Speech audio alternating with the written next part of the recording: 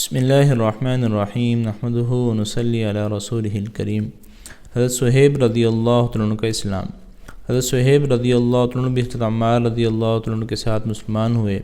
نبی اکرم صلی اللہ علیہ وسلم حضرت ارقم رضی اللہ عنہ صحابی کے مکان پر تشریف فرما تھے کہ یہ دونوں حضرات علیحدہ علیحدہ حاضر خدمت ہوئے اور مکان کے دروازے پر دونوں اتفاقی اکٹھے ہو گئے۔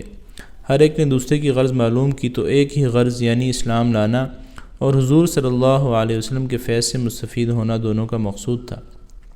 اسلام لائے اور اسلام لانے کے بعد جو اس زمانے میں اس قلیل اور کمزور جماعت کو پیش آتا تھا وہ پیش آیا۔ ہر طرح ستائے گئے، تکلیفیں پہنچائی گئی۔ آخر تنگ آ کر ہجرت کا ارادہ فرمایا تو کافروں کو یہ چیز بھی گوارا نہ تھی کہ یہ لوگ کسی دوسری ہی جگہ جا کر آرام سے زندگی بسر کر لیں، اس لیے جس کسی کی ہجرت کا حال معلوم ہوتا تھا اس کو پکڑنے کی کوشش کرتے تھے کہ تکالیف سے نجات نہ پا سکے۔ چنانچہ ان کا بھی پیچھا کیا گیا اور ایک جماعت ان کو پکڑنے کے لیے گئی۔ انہوں نے اپنا ترکش سنبھالا جس میں تیر تھے اور ان لوگوں سے کہا کہ دیکھو، تمہیں معلوم ہے کہ میں تم سب سے زیادہ تیر انداز ہوں، اتنے ایک بھی تیر میرے پاس باقی رہے گا تم لوگ مجھ تک نہیں آ سکو گے، جب ایک بھی تیر نہ رہے گا تو میں اپنی تلوار سے مقابلہ کروں گا، یہاں تک کہ تلوار بھی میرے ہاتھ میں نہ رہے۔ اس کے بعد جو تم سے ہو سکے کرنا، اس لیے اگر تم چاہو تو اپنی جان کے بدلے میں اپنے مال کا پتہ بتلا سکتا ہوں جو مکہ میں ہے، اور 2 باندیاں بھی ہیں، وہ سب تم لے لو۔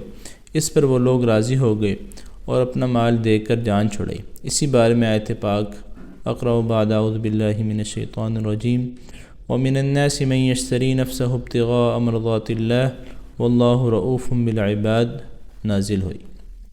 ترجمہ: بعض لوگ ایسے ہیں جو اللہ کی رضا کے واسطے اپنی جان کو خرید لیتے ہیں اور اللہ تعالی بندوں پر مہربان ہیں۔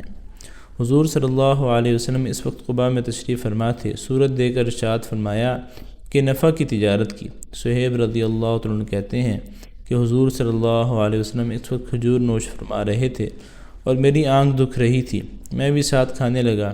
حضور صلی اللہ علیہ وسلم نے فرمایا آنکھ تو دکھ رہی ہے اور کھجوریں کھاتے ہو۔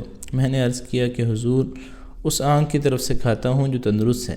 حضور صلی اللہ علیہ وسلم یہ جواب سن کر ہنس پڑے۔